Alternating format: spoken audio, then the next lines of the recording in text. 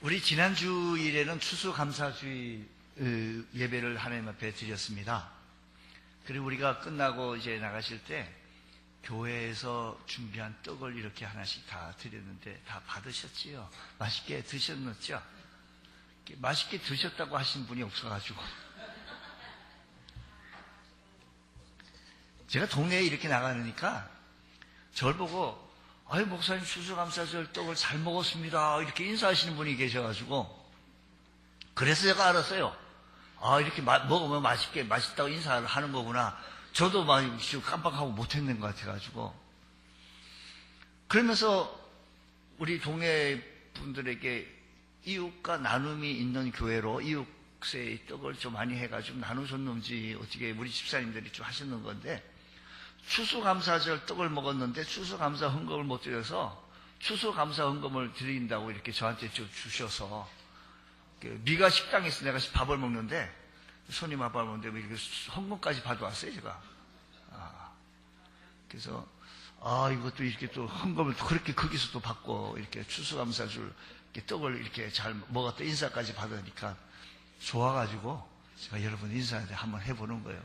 다음 내년도에는 이렇게 떡을 더 많이 이렇게 이웃들에게 많이 나눠주면 여러분이 나눠주는데 내가 인사를 받으니까 미안하기도 하고 그러네. 어쨌든 하나님 은혜가 우리 교회에 충만하게 채워지기를 원합니다. 오늘 얘기는 당신은 낙이 특별로 감사해 보았는가? 라는 제목으로 말씀을 드리려고 합니다. 낙이 특별 이야기하려고 한다면 삼손의 얘기를 좀 하려고 합니다. 성경 속에 나오는 삼손, 하나님께서 주신 놀라운 힘, 괴력의 사나이, 힘이 있었습니다. 또 한 가지는 스캔들이 그에게 있었습니다.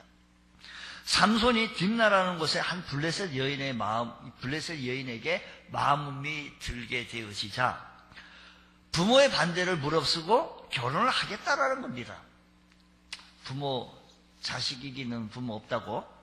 그래서 결국 삼손이 부모를 설득해서 함께 딥나라 가서 결혼 잔치를 열게 되어진 것이죠. 이때 삼손이 결혼 잔치에 참석한 하객들에게 내기 수수께끼를 냅니다. 내기 수수께끼. 이때 삼손이 내기 수수께끼 냈을 때 아내 될 여인 배우자가 배신해서 이 수수께끼에서 접니다. 그래서 화가 난 삼손은 자기가 졌다고 해가지고 삼손은 블레셋 사람 30명을 죽이고 빼앗은 것으로 가지고 내기 빚을 갚고 자기 집으로 돌아가 버린 겁니다. 이때 이 여인의 부인은, 이 여인의 부모는 삼손이 자기 아내, 자기 딸을 버렸다라고 생각해서 다른 데 시집을 보냈어요. 그래도 모르고 얼마 후에 삼손이 다시 자기 아내를 찾아서 다시 그곳에 딥나라로 내려가 봤더니 자기 아내가 남의 아내가 되어졌다는 것을 생각하니 남의 아내가 되어졌다는 거예요. 너무 분노가 나는 거예요. 너무 화가 나는 거예요. 어찌 이럴 수가 있느냐고 그 부모에게 따졌더니 그 동생이 있는데 동생을 막 결혼하는 이건 이제 그런 얘기가 아니에요. 말은 그렇게 했지만 사실은 그런 얘기 아니에요. 거기에 좀 함정이 있습니다.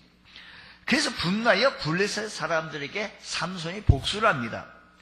여우 300마리를 참 삼손이 힘이 얼마나 좋고 얼마나 여러분 여우 한 마리를 한번 잡아보셨습니까? 여우 한 마리를 붙들어 가지고요 여우 꼬리에다 회를 달고 불을 붙인 후 바로 추수 직전에 있는 밭으로 여우 300마리를 불을 붙여가지고 그러니까 여우가 300마리가 추수밭에 막 끌어가니까 여우가 가만히 있겠습니까? 자기 몸에 불 붙었는데 꼬리에 불 붙었는데 그러니 막 해치고 다니다 보니까 추수 바로 초앞에 있는데 다 붙어버릴 거죠. 이 추수 주인은 농장 주인, 밭 주인은 너무 화가 나는 거예요. 이 저녁에 전부 다 여우 300마리가 저녁을 다 불질러 버린 거예요. 추수할 것을 잃은 블레셋 사람들이 또 이제 크게 분노한 겁니다. 이거 누가 했느냐? 했더니 블레셋이라는 사람들이 알고 보니까 삼손이 그랬다는 거예요. 왜 그러냐?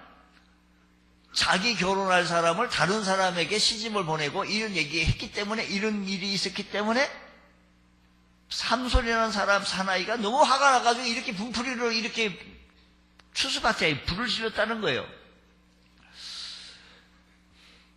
그러니까 블레셋 사람들이 너무 화가 나가지고 유다 나라를 쳐들어오게 되어진 겁니다. 아니, 블레셋 사람들이 유다 나라를 쳐들어오니 이제는 유다 사람들이 너무 화가 나는 정도에 두려워 떠는 겁니다. 어떻게 하면 좋겠냐? 왜 왔냐 했더니 당신의 나라에 사무소레라는 인간이 있는데 그 인간이 우리 추수밭에 있는 모든 추수밭을 다 불질러 버렸으니 화나냐? 쳐들어온다 하니까 유다 백성들이 안 되겠다. 삼손만 딱 밧줄로 딱 동동 매어가지고 내주면 되지 않겠냐? 우리까지 피 입을 것 없지 않냐? 그래서 삼손을 내어줍니다. 이때 삼손이 놀라운 힘을 발휘해서 이 밧줄을 불탄 삼처럼 뚝 끊어버립니다. 그리고 그것으로 낙이 턱뼈, 그 주변에 보니까 낙이 턱뼈가 있는데, 새 낙이 턱뼈가 있는데 그것을 주워가지고 그것을 블레셋 사람, 자기 나라를 쳐들어오려고 했던 그 블레셋 사람 1000명을 뭐로? 낙이 턱뼈로 죽이고, 삼손은 그곳 이름을 라맛 레히라고 부르게 되어졌다는 겁니다.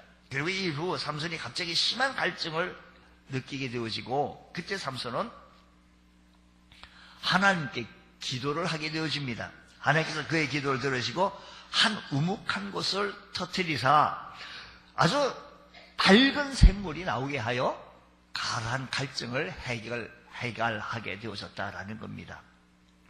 그리고 그 샘의 이름을 에낙고레라고 했던 것이었다라는 겁니다. 이 이야기는 어떻게 보면 아이들 동화 속에 나오는 이야기 같고 전설 같은 이야기 같은 이야기같이 들려지지만 그런 얘기가 아니고 한 시대에 하나님께서 특별한 방법으로 특별한 사람, 하나님의 백성을 구원하여 나가시는 하나님의 섭리의 방법이었다라는 것입니다. 그러면 우리는 이 이야기를 어떻게 읽어야 될 것인가? 어린이들이 읽는 위인전이나 영웅전 같이 읽을 것이 아니고, 우리는 이 이야기 속에서 하나님께서 오늘 이 시대에 살고 나가고 있는 우리들에게 무엇을 말해주는지를 우리는 알아야 되겠다라는 것입니다. 하나님께서는 하나님의 백성들을 구원하시는 모습을 봐야 하는데, 그리고 하나님께서는 하나님의 백성에게 베푸시는 은혜를 이 사건 속에서 발견해내야 되겠다라는 것입니다. 삼손은 하나님의 특별하신 섭리 가운데 태어나게 되었습니다. 하나님께서는 그에게 큰 힘을 부여해 주었습니다. 그러니까 삼손이 큰 힘 부여받고 그래가지고 어떻게 됐다? 하나님의 영이 함께해 주셔서 늘 하나님께서 함께해 주심을 말미암아 그 다음에 이러한 이유로 그는 성공했고, 그는 축복을 많이 받았고, 늘 가는 곳마다 승리했다더라. 원수와 싸워 이기는 영웅적인 삶을 살게 되어진 것이다 라고 이런 식으로 이야기가 전개되어진다고 한다면, 그렇지, 하나님께서 축복을 많이 받은 사람이니까, 특별한 사람이니까 그렇게 삼손의 이야기는 그렇게 가야만이 맞는데, 이상하게 하나님의 축복을 많이 받았고, 하나님의 힘을 받았고, 큰 힘을 받았고, 하나님 영이 함께 해주었고, 가는 곳마다 성공했다더라가 아니라, 그게 하나님께서 큰 축복을 많이 받았는데도 불구하고 그는 정반대로 올라가는데, 삼손의 이야기는 실패투성이, 상처투성이, 넘어지고 흔들린 이야기로 계속 연결되어지는 모습을 보게 되어집니다. 들릴라라고 하는 여인의 무릎에 누워 머리가 빡빡 깎이는가 하면 원수들에게 붙잡혀 눈까지 뽑히고 되어지고, 그의 인생은요 짐승처럼 맷돌을 갈고 있는 모습은 비참한 최후의 모습을 보여주고 있는 거 아니겠습니까? 아니 왜 삼손 당신은 지금 힘이 괴력이지 않소? 하나님 여기 함께 해주셔서 가는 곳마다 승리하는 거 아닙니까? 그러면 가는 곳마다 성공했고 승리했고 물질도 많이 받았고 이런 축복을 누려야 됐다라는 이야기로 끝내야만이 되는데 그렇지 아니냐고. 그렇게 많이 받았는데 이런 축복을 받았는데 어떻게 머리가 깎이고 원수들에게 눈까지 뽑히고 짐승처럼 맷돌을 갈고 이런 이야기로 해서 삼손에 대한 일반적인 선입견에 대한 부정적입니다. 그래서인지 자녀들 이름은 성경 이름을 잘 지어줘요. 미국 사회 같은 경우는요. 그 여자의 딸 이름을 하면 리베카라고 이렇게 리브가라고 하는 것이 우리나라 말로 리베카 이름을 불러줘요. 그리고 많은 사람들이 자녀 낳으면 우리 성경성의 인물은 존경받는 인물, 존경받는 왕, 누구?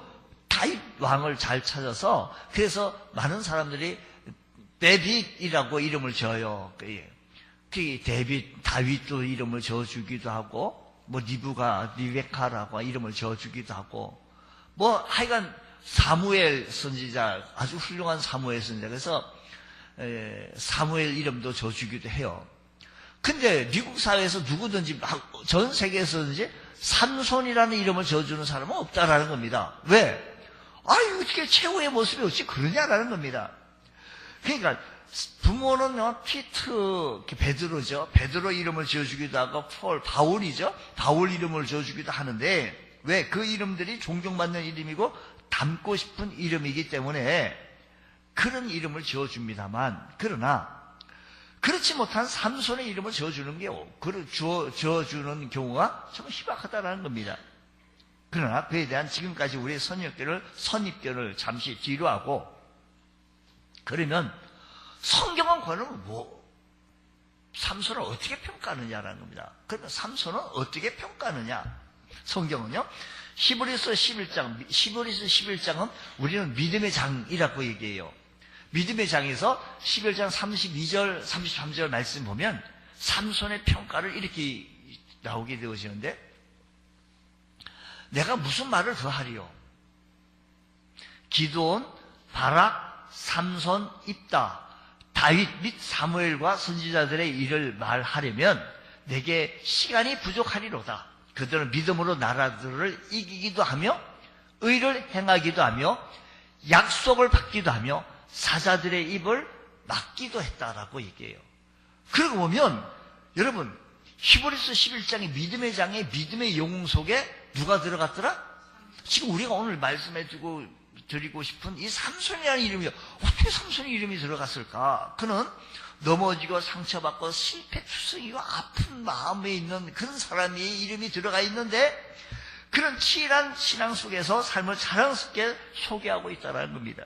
그런데 그의 믿음의 반열은 삼손이 버젓이 들어가고 있는 이것은 어떤 의미에서 우리에게 충격적인 이야기가 되어집니다. 왜냐하면 하나님은 우리가 삼손을 평가하는 것처럼 그렇게 평가하고 있지 않다라는 것입니다. 왜 하나님은 삼손을 믿음의 반열 위에 올려놓게 되어졌냐는 겁니다. 피상적으로 바라보는 우리의 눈에는 삼손의 실패와 삼손의 연약함이 먼저 우리에 들어오게 되어지는데 나실인 그가 어떻게 그럴 수가 있느냐고 나실인 네가 사람이냐고 라고 우리는 그렇게 얘기할 수 있는지 모르겠지만 그러나 삼손의 이야기는 한 인간의 실패를 다룬 이야기가 아닙니다. 삼손의 이야기는 삼손과 같은 그런 실패자까지라도 우리 하나님은 끝까지 붙드시는 하나님의 은혜 이 하나님의 은혜를 말씀하시고자 하시는 이 성경의 의도, 이야기를 우리는 바라봐야 한다라는 겁니다. 우리요, 나시린으로 태어나서 하나님의 각별한 축복을 받고 하나님의 영으로 충만하고 당대의 최고의 힘을 가진 삼손이 아무런 실패 없이 완벽하게 영웅적인 삶을 살아갔다고 한다면 그 이야기는 오늘 우리 애들에게 어떻게 전달되어지겠습니까? 그렇지 당신은 그래서 잘나가지고 부모 잘 만나고 그래가지고 뭘 해가지고 잘 좋은 CEO 또 됐겠지 라고 생각할 수도 있습니다. 실패하여 좌절하고 작은 유혹에도 걸려 넘어지고 있는 절망하고 있는 우리들에게 오늘 우리들의 삶의 현장 속 우리가 살아가는 우리들의 삶에 성공적인 삼손 이야기가 무슨 의미를 주겠느냐라는 겁니다. 아마도 우리는 부러움의 대상이 될는지는 모르겠지만 어떤 도전이나 용기를 주지 못할 겁니다.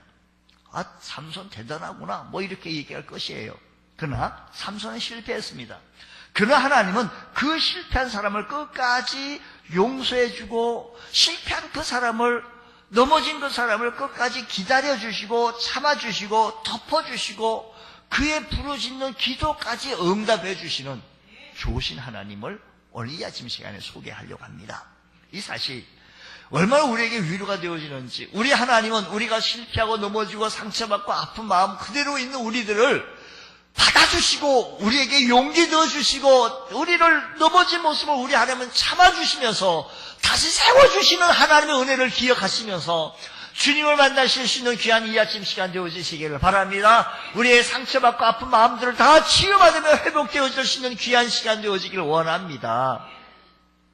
삼손의 이야기는 우리와 상관없는 이야기가 아닙니다. 그래서 완벽한 사람들의 이야기입니다. 삼손은 실패하여 쓰러진 사람들이 다시 일어설 수 있는 비결, 회복하는 이야기, 실패한 사람들에게 임하시는 하나님의 은혜가 얼마나 큰 것인지를 보여주고 있는 것이라는 것입니다. 자, 이 사실을 우리 하나님은 실패자도 절대 버리지 아니하시고 다시 회복시켜주시고 기다려주시고 우리 하나님은 우리의 모든 죄가를 덮어주시고 기다려주시는 하나님 은혜를 생각한다고 한다면 이 생각이만 있다고 한다면 펑펑 우는 우리의 감정의 모습일 것이다라는 것입니다. 주님, 오늘 우리들의 삶의 현장 속에서 주님 앞에 서기도 부족하고 주님 앞에 나오기도 부족하고 연약한 죄인임에도 불구하고 그럼에도 불구하고 우리를 덮어주고 사랑해주시고 기다려주시고 인도해주시고 심지어 우리가 기도하는 기도 제목까지도 응답해주시는 좋으신 하나님 은혜를 입을 수 있는 복된 성도 다 되시기를 축복합니다. 성경이 이렇게 말합니다. 사사기서 오늘 본 말씀 중에서 15장 4절 5절 말씀 보게 되어지면 삼손이 유다를 쳐들어왔고 4절 5절 삼손이 가서 여우로 300마리를 붙들어서 꼬리와 꼬리를 메고 회를 가지고 그 두 꼬리 사이에 한 회를 달고 불을 붙여서 그 안으로 추수밭으로 집어넣었다는 얘기를 말씀을 드렸습니다. 이 일 때문에 블레셋 사람들이 유다를 쳐들어왔고 대항하여 삼손은 나귀 턱뼈로 그들을 1000명을 대항해서 1000명을 죽였다라는 얘기인데 이제 그 의미를 보자고요. 15장 15절 말씀 보면 삼손이 나귀 새 턱뼈를 보고라고 했습니다. 사실 14절부터 본문의 의도적으로 강조하는 것이 뭐냐면 오늘 본문 말씀 14절 15절에서 의도적으로 강조하는 단어가 나귀 턱뼈입니다. 이 사건 속에서 나귀 턱뼈 이 14절 15절에서 강조하는 것이 나귀 턱뼈인데 16절 17절 말씀 속에서는 나귀 턱뼈로 한 더미 두 더미 쌓았다라고 얘기합니다. 자, 그러니까 본문의 의도적으로 무엇을 강조하고 있다고 제가 말씀드리는 거죠? 나귀 턱뼈를 강조하고 있다라는 겁니다. 그렇다면 나귀 턱뼈는 무엇이냐라는 겁니다. 당시 이스라엘 백성들에게서 나귀란 운송수단, 좋은 운송수단에 불과합니다. 부정한 짐승으로 취급되어져서 나귀 고기는 먹지는 않습니다. 다만 운송수단으로 사용되어지는 것이지요. 지금도 중동 지역에는 나귀 고기를 먹지 않습니다. 그래서 나귀가 죽으면 땅을 파고 묻어버립니다. 이러한 이유로 나귀뼈는 사람의 눈에 쉽게 찌는 것이 아닙니다. 어쩌다 눈에 찐다 할지라도 부정한 짐승의 뼈이기 때문에 가치 없고 쓰레기에 불과한 겁니다. 뿐만 아니라 나귀 턱뼈는 무기로도 사용할 수가 없습니다. 나귀 턱뼈가 칼이고 총이고 무기가 안 됩니다. 폭탄이고 아닙니다. 나귀 턱뼈는 보잘것도 없고 창도 아니고 칼도 아닙니다. 따라서 나귀 턱뼈는 변변치 못하고 대수롭지 못한 가치 없는 어떤 것을 상징할 때 나귀 턱뼈라고 얘기하는 겁니다. 근데 하나님의 영이 임하실 때 14절 말씀 우리 한번 다시 보겠습니다. 14절 말씀 보게 되어지면 삼손이 레위의 이름에 블레셋 사람들이 그에게로 마주 나가며 소리 지를 때 무엇이요? 여호와 영이 누구에게? 하나님의 영이, 여호와 영이 하나님 영이거든요. 성령 하나님 영인 것처럼 하나님 영이 누구에게 임했다? 삼손에게 갑자기 임하심에 그의 팔 위에 밧줄이 불탄 삼같이 그의 결박된 손에서 떨어진지라 라고 얘기해요. 삼손이 15절, 삼손이 나귀의 새 특별을 보고 손을 내밀어 집어들고 그것으로 무엇했다? 썰에게 같은 별것도 없는 하찮은 것 가지고 큰일 했다라는 얘기입니다. 여러분, 성령이 임하시면, 하나님의 영이 임하시면 하찮고 별 볼 일 없던 것이 귀하게 보입니다. 오늘 우리들의 삶의 현장 속에 하나님의 영이 임하기를 원합니다. 성령이 임하시면 이것 지금까지도 대단치 않아 보였던 남편도, 지금까지 대단히 보여지지 않았던 아내도, 자식들도, 교회도, 지금까지 대단하게 보여지지 않았던 목회자도, 직장도, 이웃도 정말 소중하게 여기진다는 겁니다. 주님, 오늘 우리들의 삶에 성령이 임하게 하여 주셔서 정말 대단하게 보이지 않았던 이 모든 것들이 소중하게 보이고 귀해 보여지는 귀한 은총이 있기를 원합니다. 주님, 귀해 보이니까 감사하게 되고 귀해 보이니까 고마워하게 되어진다는 것입니다. 오늘 우리들이 오늘 본문에 주시는 메시지는 간단합니다. 우리가 가지고 있는 낙이 턱뼈 같은 하찮게 보이는 작은 것, 느껴지는 것들이 사실은 큰 역사를 이룰 수 있다는 사실인 것입니다. 그러면 내가 가지고 있는 평범한 것, 내가 가지고 있는 일상적인 것, 사소한 것에 대하여 감사하며 소중히 여길 줄 아는 우리 주의 성도 되어지기 원합니다. 내가 출석하고 있는 내 교회를 소중히 여기고, 내가 출석하며 함께 신앙생활하고 있는 우리 성도들을 귀히 여기고 아름답게 볼 줄 아는 우리 눈이 열려지길 원합니다. 성령이 우리에게 임하시면 이런 은혜가 임할 줄로 믿습니다. 성령이 오늘 이 시간도 임하게 하여 주셔서 우리 가정에 우리 남편이, 우리 아내가, 우리 자식이, 내 직장이, 내가 몸 담고 있는 모든 영역 속에 있는 부분들이 귀하고 소중한 은혜가 임하게 되어질 줄로 믿습니다. 주님, 내가 가장 평범했던 것, 일상적인 사소한 것에 대하여 감사하게 하여 주시고 소중히 여길 수 있는, 귀히 여길 수 있는 우리 모두가 되어지길 원합니다. 사실 우리 옆에 있는, 함께 신앙생활하고 있는 우리들이 얼마나 소중한지요. 당신이 있어서 내가 행복하다고, 집사님이 계셔서 난 행복합니다, 형제가 있어서 나는 행복합니다. 문제는 우리 평범한 것, 일상적인 것, 사소한 것에 대해서 문제는 소중히 여길 줄 모르고 감사할 줄 모른다는 것입니다. 땅에서 거두는 열매는 경험적으로 볼 때 일상적이고 평범한 겁니다. 아니, 작년에 씨앗 뿌리면 당연히 나오는 것이고, 봄에 씨를 뿌리고 가을에 거두는 것, 작년에도 그랬듯이 올해도 그런 것 당연한 거 아니겠냐고 생각합니다. 그런데 이 평범하고 일상적이고 사소한 일을 새롭게 보고 여기에 특별한 은혜임을 감사하도록 가르치는 것이 감사의 계절, 감사입니다. 오늘 우리의 삶의 현장 속에서요, 아주 사소한, 우리 하나님께서 우리들에게 이 사건을 통해서 우리들에게 주시고자 하시는 교훈은 하찮은 것, 쓰레기와 같이 보였던 것, 발로 차버렸던 이야기가 우리에게서 소중히 여길 수 있는 것, 우리들의 함께 있는 우리의 영역 속에서 우리 교회를 소중히 여기고, 성도를 소중히 여기고, 목회자를 소중히 여기고, 내가 몸담고 있는 직장을 소중히 여기면서 감사하고 나갈 때 우리의 삶에 아름다운 열매들이 맺어질 줄로 믿습니다. 여러분, 한 달에 받는 월급을 특별하다고 생각합니까? 아니면 일상적이고 사소한 것이라고 생각합니까?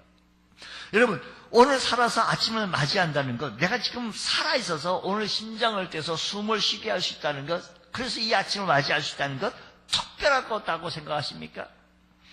여러분, 가족이 한 상에 둘러앉아서 웃으며 함께 식사를 할 수 있다는 것, 특별하다고 생각합니까? 하루 세 끼 먹을 수 있다는 것, 특별하다고 생각합니까? 아니면 일상적이고 평범한 것이라고 생각합니까? 여러분, 건강하여 오늘 이 아침 시간에 여러분이 교회, 여러분 발걸음으로 교회에 나와서 예배를 드린다는 것, 특별하다고 생각합니까? 일상적으로 생각합니까? 우리가 건강해서 여러분들이 두 갈, 어떤 분은 뛰어오기도 하고, 조벅조벅, 걸어 또 오시기도 하고, 어르신들은 또 이렇게 끌고 이렇게 오시기도 하고 특별한 겁니다. 세계에서 경제대국인 12위 있는 대한민국에 한국인으로 살아가고 있다는 거 얼마나 감사하고 특별한 겁니까? 만약 그것들을 특별하다고 생각하지 않는다면 우리는 다시 한번 감사절의 정신으로 다시 돌아가야 한다는 겁니다. 그래서 평범한 것, 일상적인 것, 사소한 것에 대하여 깊이 감사하며 하나님 앞에 나올 수 있는 것, 우리 모두가 하나님 앞에 섰을 때 이런 모습이 되어질 때 우리의 삶의 생활 속에서 은혜가 충만하고 하나님의 영이 충만해지는 귀한 은혜가 임할 줄로 믿습니다. 내게 가정을 주신 하나님 감사하며, 내가 이런 분을 주신 것 감사하며, 내 주변에 이렇게 지혜와 능력으로 이런 일을 할 수 있게 해주신 것 감사하며 나갈 수 있는 우리 모두가 되어지길 원합니다. 또 한 가지는 우리 기도를 들으시는 하나님 계심을 감사합니다. 하나님의 계심이 감사합니다라는 겁니다.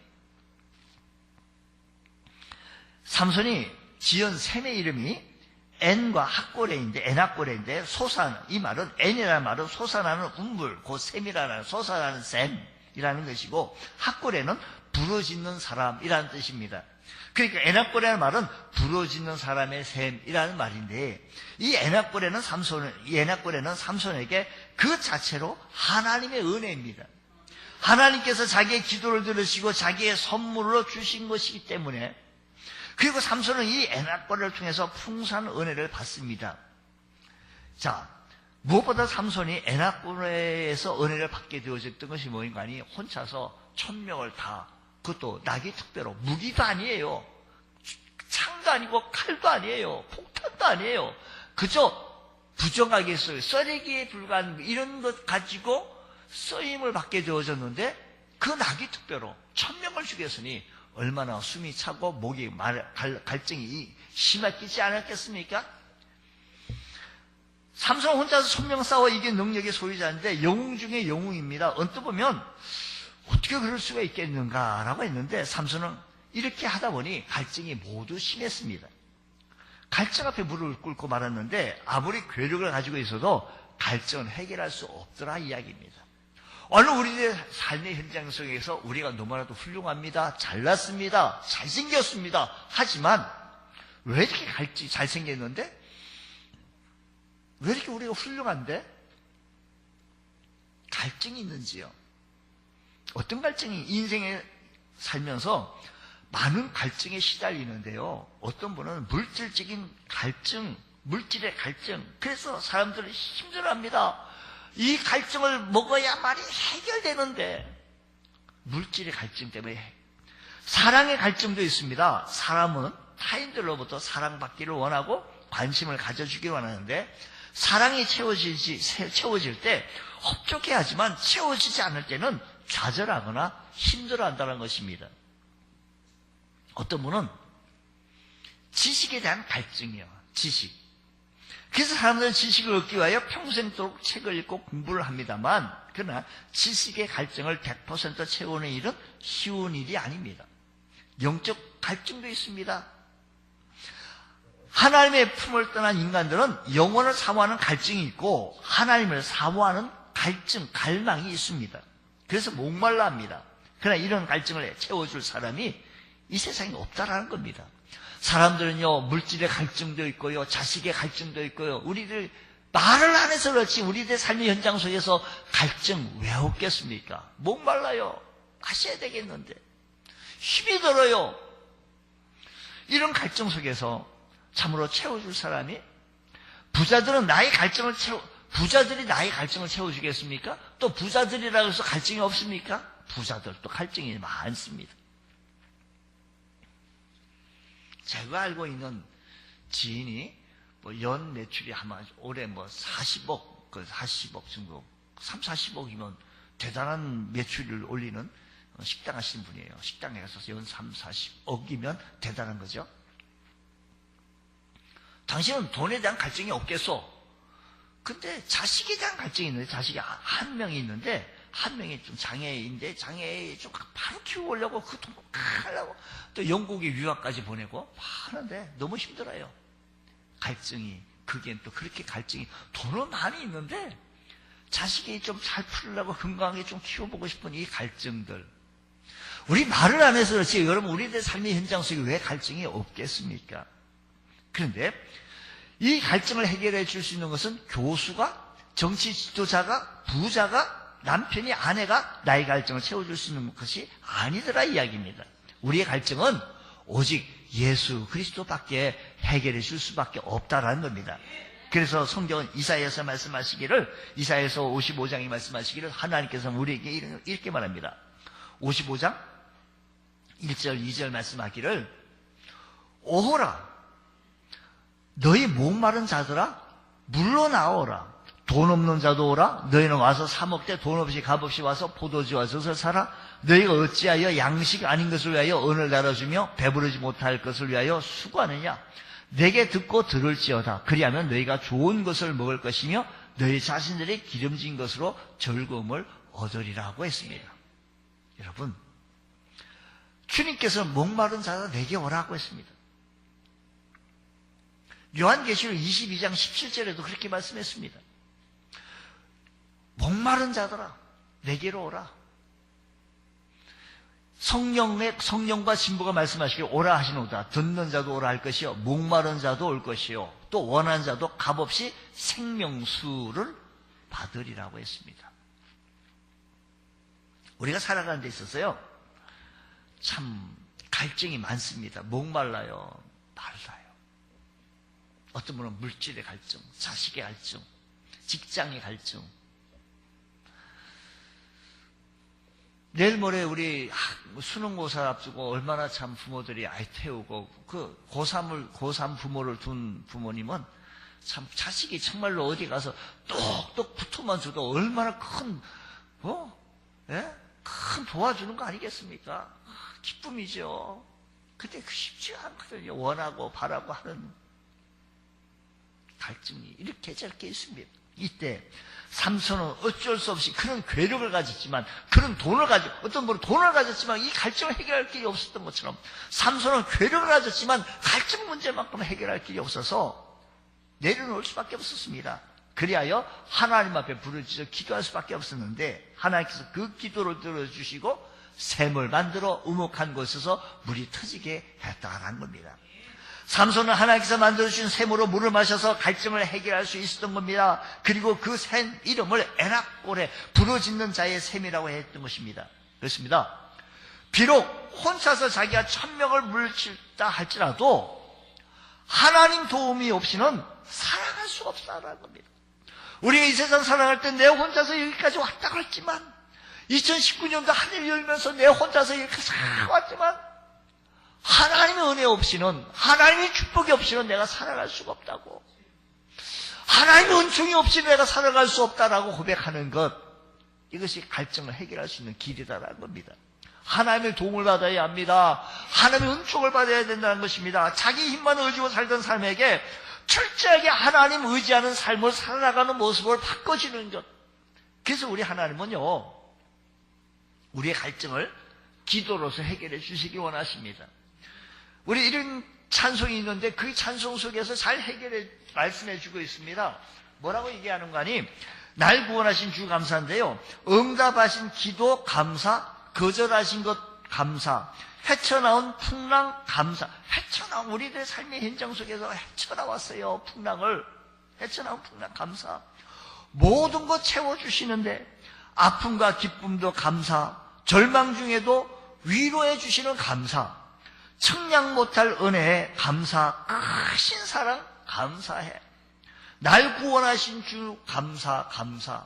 그래서 우리는 우리 갈증을 느낄 때 갈증을 해결해 주실 수 있는 그 하나님 앞에 감사하며 나올 수 있는 것, 우리 한번 해보자고요. 날 구원하신 주.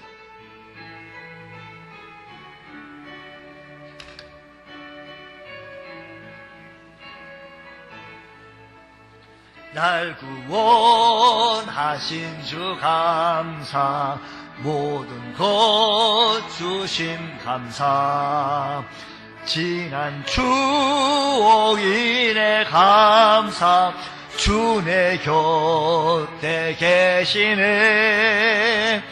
향기로운 오는 봄철의 감사, 외로운 가을날 감사, 사라진 눈물도 감사, 나의 영혼 평안에 응답하신 기도, 감사, 거절하신 것 감사, 헤쳐나온 풍랑 감사, 모든 것 채우시네. 아픔과 기쁨도 감사, 절망 중 위로 감사, 측량 못할 은혜 감사, 크신 사랑 감사해. 길가에 장미꽃 감사, 장미꽃이 감사, 따스한 가정 희망 주신 것 감사, 기쁨과 슬픔도 감사, 하늘 평안을 감사, 내일의 희망을 감사,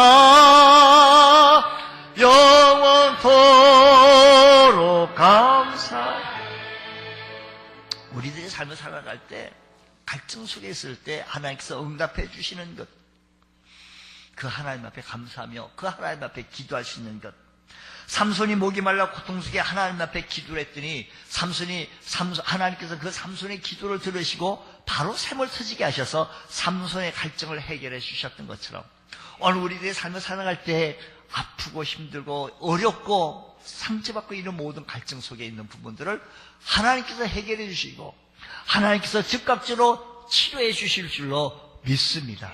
그래서 이 에나코의 은혜는 1차적으로 응답해 주신 은혜에 감사하며, 하나님께 약속하신 이 약속을 셀 수 없이 우리에게 오늘도 우리에게 은총 주신 그 하나님을 찬송하며 나갈 수 있는 게, 성경은 이렇게 말합니다. 너는 내게 부르짖으라 내가 내게 응답하겠고. 우리 갈증 속에 있습니까? 하나님 앞에 응답하시겠다는 그 하나님 앞에 간구할 수 있는 여러분 되셔서 우리의 갈증을 해결받을 수 있는, 생명수로 공급받을 수 있는 은총이 있기를 원합니다. 주님께서는 우리에게 이런 많은 은혜를 주시려고 합니다. 김병규 집사라고 아모텍 회장이신데, 그는 불교 가정에 태어나서 이북에서 월남에서 신앙생활을 철저히 하고 교회를 설립할 만큼 잘 믿는 가정의 아내와 결혼해서 신앙생활에 하기 시작하게 되어졌는데, 대학교 1학년 때 서울대 치과의대를 졸업하고 선교사로 일하는 친구가 여보게 보람되고 가치 있게 삶을 살려고 한다면 예수 믿어야 돼.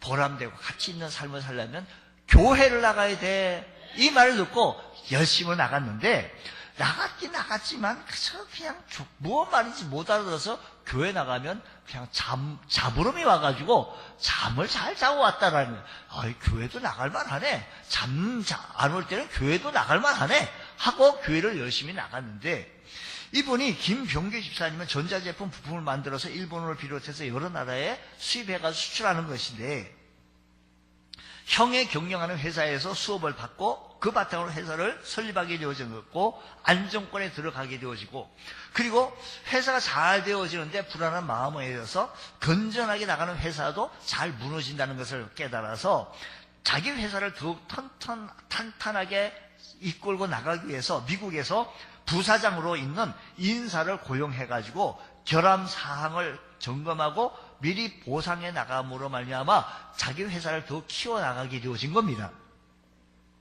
그렇게 바쁘게 나가게 되어서 한 팀이 20명씩 구성되어져서 바쁘게 잘 기업이 운영해 나가고 되어지는 어느 그때 갑자기 회사 직원이 18명이 나간다는 거예요. 뭐 이런저런 사정에서 18명이 나가고, 그러니까 알고 보니까 18명이 자기가 믿고 고용했던 미국에서 스카우트 해가지고 고용했던 부사장이 나가가지고 뭐 하나 만든 거예요. 18명 빼간 거예요. 기술자를 빼나간 겁니다. 그러다 보니 고객도 같이 나가게 되어지고 그러다 보니 황당하게 되어진 겁니다. 그때 하나님 앞에 기도했습니다. 하나님 어찌하면 좋겠습니까? 분노합니다. 고발할까요? 고소할까요?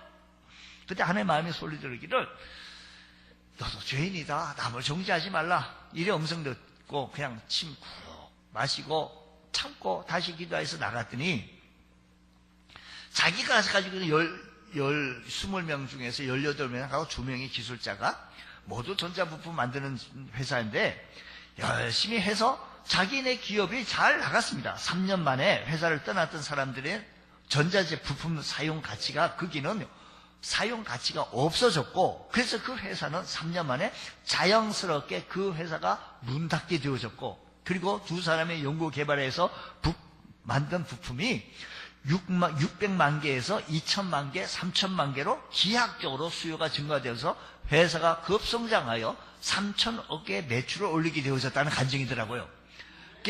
그러니까 아모텍 회장이 그렇게 하나님 앞에 기도했더니 하나님께서 이렇게 은혜를 베풀어 주더라는 얘기입니다. 오늘 우리들의 삶의 현장 속에서 기도하면 응답이 있다는 것을 알고 있지만 한번 여러분들에게 한번 여쭤볼게요. 왜 기도를 안 하시죠? 왜 기도의 현장에 안 나오죠? 안 믿으신가요? 여러분 기도하셔서 우리들의 갈증을 해결받을 수 있는 은총이 일어나기를 원합니다. 주께서 그 은혜를 베풀어 주셔서 우리들의 삶의 현장 속에서 참 하나님의 도움으로 내가 삼손은 낙의 특별로 자기가 다 했어요. 됐다. 한 더미 두 더미 노래한 거예요. 그거 사실은요. 제가 그 설명 좀 못 드렸는데요. 서기를 못했는데 한 더미 두 더미 쌓았도다라는 것은 내가 이렇게 했다라고 자만하면서 그냥 한 것. 하면서 어깨에 힘을 줄 수 있는데 갈증 앞에 무릎을 꿇었습니다. 오늘 여러분 내 힘으로 잘한 것 같지만 하나님의 도움이 없이는 할 수가 없기에 주님 오늘 우리들의 가정에 오늘 우리들의 교회에 오늘 우리들의 삶의 현장 속에 하나님 도와달라고 이 갈증을 해결해달라고 그 하나님을 붙잡으실 수 있는 귀한 성도들 다 되시기를 주의 이름으로 축원합니다. 기도하겠습니다. 하나님 아버지 감사합니다. 저희들에게 큰 은혜 베풀어 주셔서 믿음으로 승리해 나갈 수 있는 저희들 되게 하여 주옵시고 더 감사하는 삶 되게 하여 주옵시고 하나님 의지하며 살아갈 수 있는 저희들 되어지게 하여 주시옵소서. 함께 주실 것을 믿습니다. 믿사하며 예수님 이름으로 기도드리옵나이다. 아멘.